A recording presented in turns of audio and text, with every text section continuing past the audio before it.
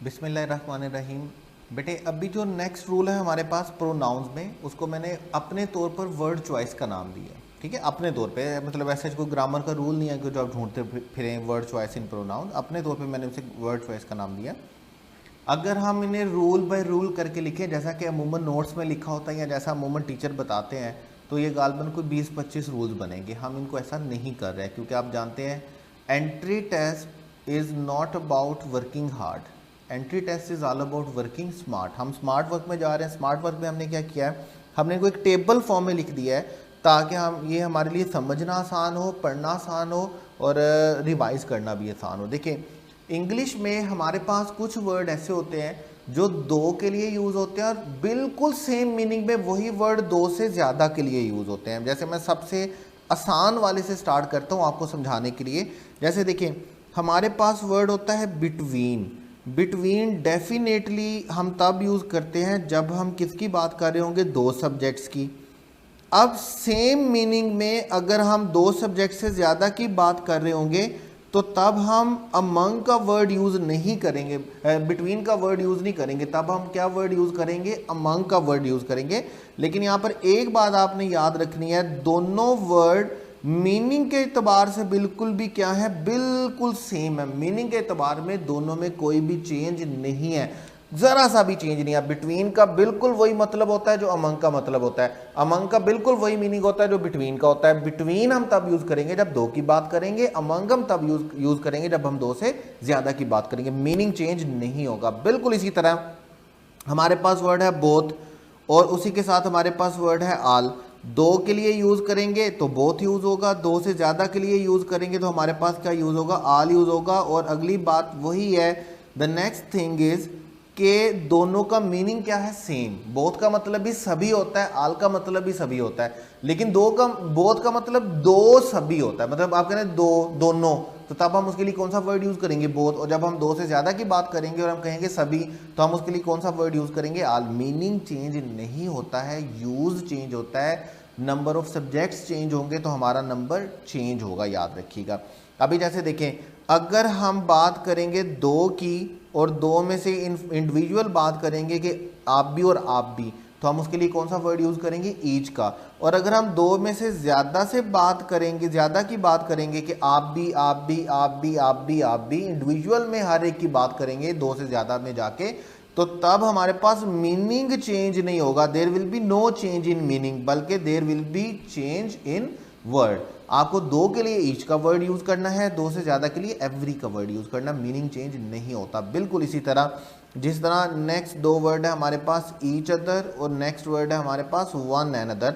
और यहाँ पर मैं आपको बताता जाऊँ कि इन दो वर्ड्स को, ईच अदर को और वन एन अदर को आपने याद रखना है। इन दो वर्ड को इंग्लिश ग्रामर में हम क्या बोलते हैं, रेसिप्रोकल प्रोनाउंस। ये बाकायदा तौर पे प्रोनाउन की काइंड है जिसको हम क्या बोलते हैं, रेसिप्रोकल प्रोनाउन। बहरहाल हमें टर्म याद रखने की ज़रूरत नहीं है, ना ही हमें टर्म से कोई लेना देना है, हमें यूज़ से लेना देना। दो वर्ड आपने याद रखने हैं, each other and one another.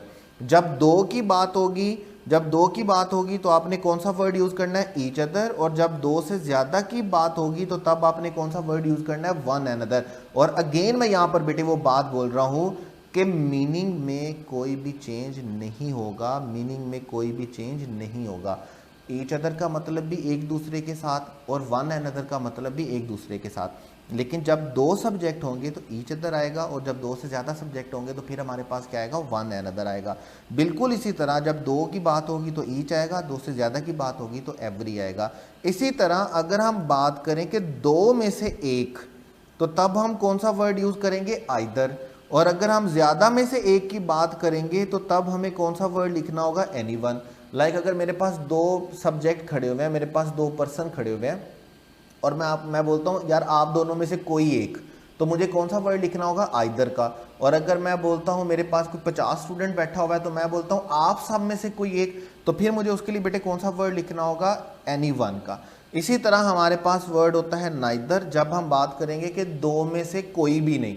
बात दो की होगी लेकिन हम बात करेंगे कि कोई भी नहीं, तो फिर हम कौन सा वर्ड यूज़ करेंगे, नाइदर का। और जब हम बात करेंगे दो में से ज़्यादा से कोई भी नहीं, तो फिर हम कौन सा वर्ड यूज़ करेंगे, नन का। और एक वर्ड बात आपने यहाँ पे याद रखनी, एक और वर्ड भी होता है, एक वर्ड हमारे पास क्या होता है, एनीवन। ये एक टेक्निकल पॉइंट है, ये आपने याद रखना है। नन का वर्ड हम इंग्लिश में कैसे ट्रीट करते हैं, प्लूरल ट्रीट करते हैं। और नो वन का वर्ड हम इंग्लिश में कैसे ट्रीट करते हैं, सिंगुलर ट्रीट करते हैं। ये बात आपने जस्ट याद रखनी है।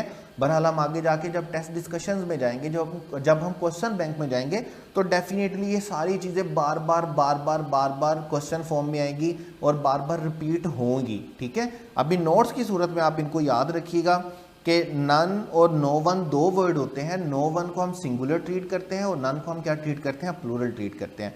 उसके बाद एक पॉइंट जो मैंने एडजेक्टिव में से शामिल किया है, जो प्रोनाउन का हिस्सा नहीं है लेकिन एडजेक्टिव का हिस्सा है, वो मैंने शामिल इसलिए किया ताकि हमारा ये टेबल मुकम्मल हो जाए और आप इस टेबल को अच्छे से समझ लें और अच्छे से याद कर लें। देखें, जब आप दो सब्जेक्ट को कंपेयर कर रहे होते हैं ना, तो तब आप कौन सा वर्ड यूज़ करते हैं, कंपैरेटिव डिग्री।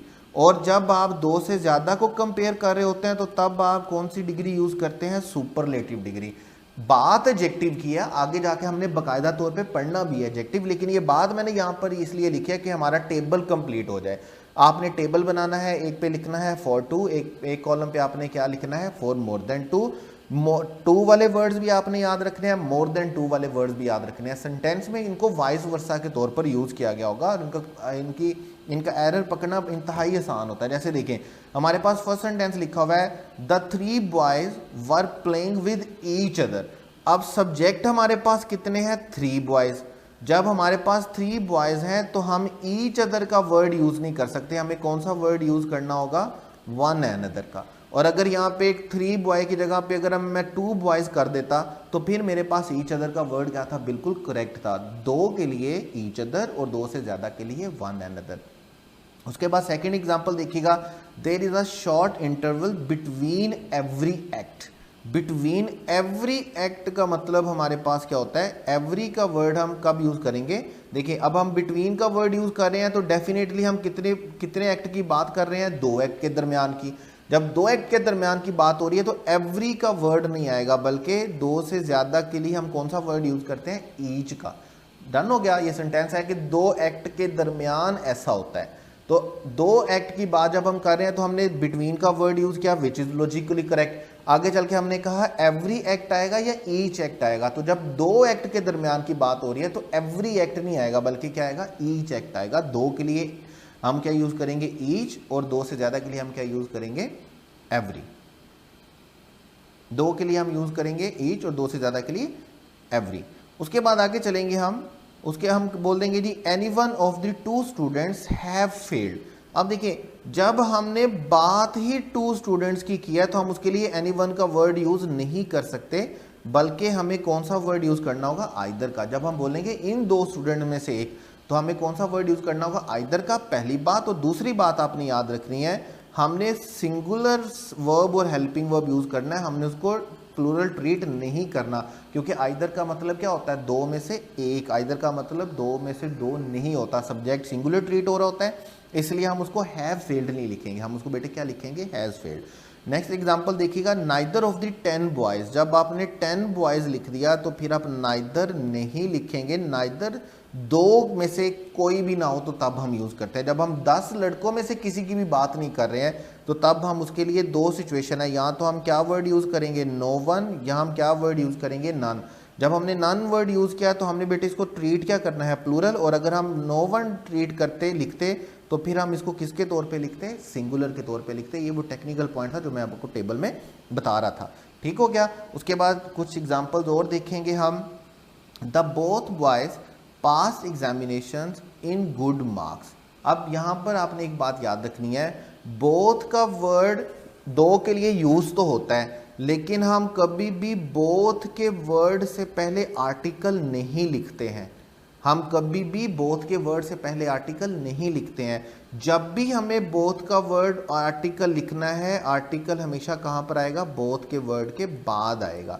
और आल की सूरत में बोथ का वर्ड जहाँ पर भी आएगा हमें आर्टिकल कहाँ पर लिखना है, बोथ के बाद लिखना है, ये भूलना नहीं है। बोथ के बारे में दो बातें याद रखनी है। पहली बात क्या है कि बोथ हम तब यूज़ करेंगे जब हम कितने सब्जेक्ट की बात कर रहे होंगे, दो की। और दूसरी बात आपने याद रखनी है कि बोथ के बाद हम आर्टिकल का वर्ड लिखते हैं, आर्टिकल हम बोथ से पहले नहीं लिखते हैं।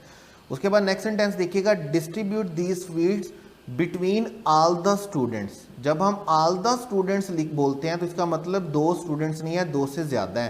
तो जब दो से ज़्यादा है तो हम बिटवीन का वर्ड यूज़ नहीं करेंगे बेटे, हम दो से ज़्यादा के लिए कौन सा वर्ड यूज़ करेंगे, अमंग का। ठीक है। उसके बाद नेक्स्ट सेंटेंस देखिएगा, ऑफ द टू फ्लावर्स।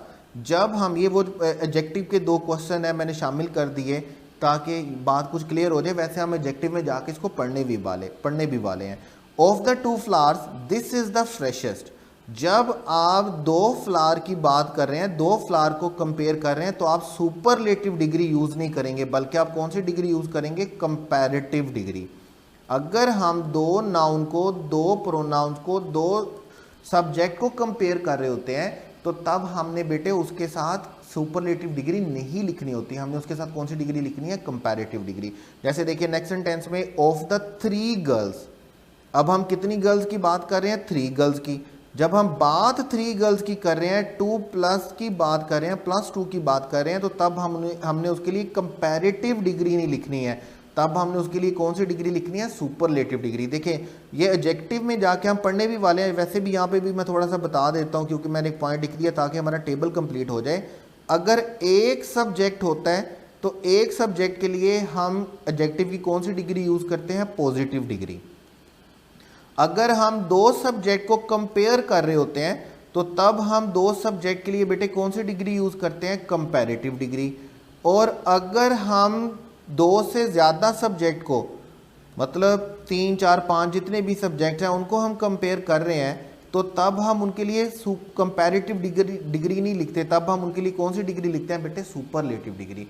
हमारे पास ये टेबल जो आपके पास बना है, ये वो वर्ड है जो दो के लिए अलहदा से यूज़ होते हैं, दो से ज़्यादा के केस में अलहदा से यूज़ होते हैं, लेकिन दोनों के मीनिंग में कोई डिफरेंस नहीं होता। बोथ और अमंग के मीनिंग में, बोथ और आल के मीनिंग में कोई डिफरेंस नहीं होता, बिटवीन और अमंग के मीनिंग में कोई डिफरेंस नहीं होता, each other, one and other के मीनिंग में कोई डिफरेंस नहीं होता, वर्ड में कोई डिफरेंस, मीनिंग में कोई डिफरेंस नहीं होता, सिर्फ यूजेज में डिफरेंस होता है। और इसका यूजेज आपने अच्छे तरीके से इसी टेबल को समझना है, पढ़ना है, याद करना है, लिखना है और अच्छे तरीके से इसका टेक्निकल यूज़ जहन में बिठाना है ताकि इसमें किसी गलती की कोई गुंजाइश ना रहे।